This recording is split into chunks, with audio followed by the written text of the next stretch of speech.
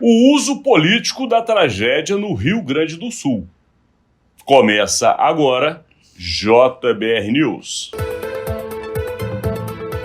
Olá, Rodolfo. Tudo bem, Alexandre, amigas, amigos? Iniciando aí esse conteúdo de hoje, agradecendo sempre a sua audiência, trazendo um tema que nós até de alguma maneira já falamos, em especial eu na semana passada, porque a tragédia no Rio Grande do Sul, né, Rodolfo, eu acho que é a maior tragédia que o Brasil tem vivido nos últimos anos, claro, exceto a questão da pandemia, mas é um tipo de tragédia diferente.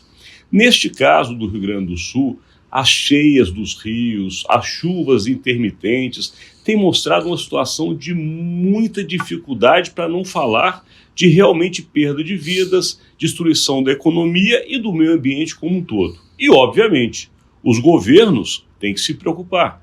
E todo mundo agora parece que, de fato, se uniu, por incrível que pareça, governistas e oposicionistas, por um bem comum, que é justamente tentar não somente ajudar o povo gaúcho, mas pensar em ações que, num futuro próximo, consigam prever tamanhos desastres ambientais, né, Rodolfo? É isso, né? Enfim, é claro, né? Um absurdo seria, e realmente você tem diversos exemplos de casos de quando você se omite nessas horas, você tem prejuízos políticos depois. Então, claro, um absurdo seria não se preocupar com uma situação como essa. É preciso se preocupar mesmo. Agora, nós somos humanos, os políticos são humanos também, fazem seus cálculos, e é claro que eles fazem cálculos políticos sobre as ações que eles estão tomando com relação a essa tragédia. Então, por um lado, o governo ali atua, trabalha. O presidente Lula adiou a viagem que ia fazer para o Chile para se concentrar na questão da tragédia, e aí ele quer que isso gere resultados políticos, quer esse retorno. A oposição, por outro lado, o ataca por causa disso.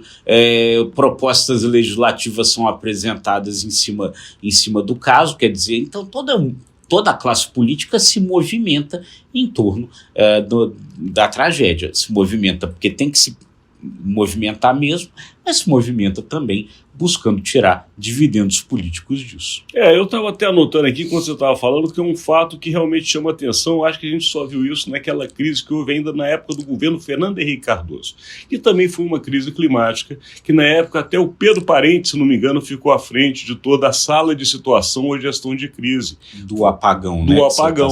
Então, ou seja, o Brasil já viveu momentos que o clima influenciou, e nós estamos numa época do planeta Terra que isso vai vir com muito mais frequência. Então, como bem disse o Rodolfo, tem ações por parte do presidente da República, tem reações por parte do ex-presidente da República e, obviamente, tem iniciativas por parte do Congresso Nacional. Então, acho que a gente pode dividir esses três pontos, mas mostrando que todos estão indo para o mesmo foco. E esse foco não é só que é obviamente importante de ajudar o povo gaúcho, mas não é só isso. Vamos falar aqui de política, nós conhecemos um pouco dessa área. Todo mundo quer tirar seu dividendo. Claro, é isso aí. Então, quer dizer, então o Lula tá lá, deixou de ir fazer a viagem para o Chile, vai voltar ao Rio Grande do Sul e tal, mas aí ele acha que não está conseguindo fazer chegar 100% às pessoas os esforços que o governo tem feito. Então acha que está havendo falhas na estratégia de comunicação do que está sendo feito, cobra dos seus ministros, cobra dos seus auxiliares, ações mais fortes, ações mais profundas, no sentido de dizer, olha, estamos aqui, estou preocupado, estou fazendo isso, estou fazendo aquilo. Quer dizer, essa preocupação é o seguinte, é justamente isso, né? Quer dizer, ele ter um retorno político do que ele está fazendo, para além da obrigação de governo de fazer. Então é realmente esse lado mais pragmático da coisa. E por outro lado, a gente vê aí a oposição ao governo Lula fazendo ataques, justamente atacando e tentando mostrar o contrário, que o governo não está fazendo tudo o que deveria, que o governo está sendo omisso. Então aí a família Bolsonaro fica o tempo inteiro fazendo postagens nesse sentido, família Bolsonaro, que já foi acusada desse mesmo tipo de omissão quando o presidente era Jair Bolsonaro, né? Na pandemia de Covid-19, por um tempo maior, né? E num outro caso de enchente, de tragédia de água semelhante, que foi quando isso aconteceu na Bahia, e o ex-presidente Jair Bolsonaro estava de férias em Santa Catarina, e de férias ficou passeando de jet ski, indo ao Beto Carreiro, lá, aquele parque lá que tem lá em Santa Catarina, enfim. Então, na época, foi acusado da mesma omissão que agora acusa o governo Lula, Alexandre. E isso acontece porque, no final das contas, todos querem tirar o melhor proveito desta crise. Agora, o presidente Lula, ele está, de fato, se empenhando para ter um posicionamento de quem é chefe de Estado neste momento, cuidando do país, esquecendo um pouco o exterior, que foi uma crítica que ele recebeu muito forte do primeiro ano. Ele estava olhando muito para fora, esquecendo de olhar aqui para dentro. Então ele focou agora neste momento. Agora, o presidente chegou a chamar a atenção ontem, Rodolfo Lago, dos seus ministros em público, dizendo o seguinte: as ideias são importantes, mas têm que ser discutidas internamente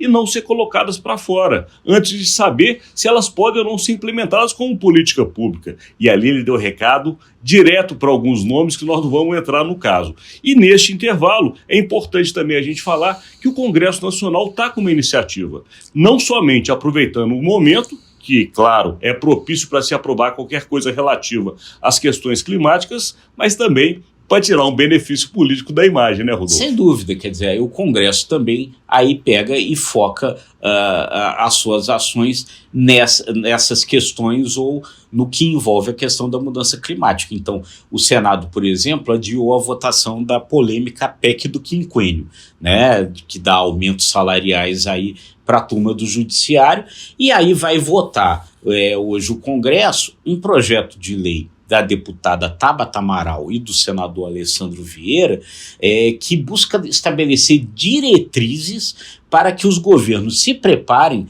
para as mudanças climáticas, quer dizer, para que isso se torne uma estratégia de governo, uma coisa mais previsível já, que, assim, o que a gente sabe é que com essas mudanças climáticas, com o aquecimento global, o aparecimento de tragédias como essa vai ficando mais possível. Então, é um projeto para traçar diretrizes de como se preparar para isso. Agora, é lógico que isso também gera dividendos políticos. A autora deputada Tabata Amaral é candidata a prefeita de São Paulo pelo PSB. Então, se um projeto desse vem agora e ele é aprovado, ela tira depois dividendos políticos no sentido de dizer que ela é a autora do projeto.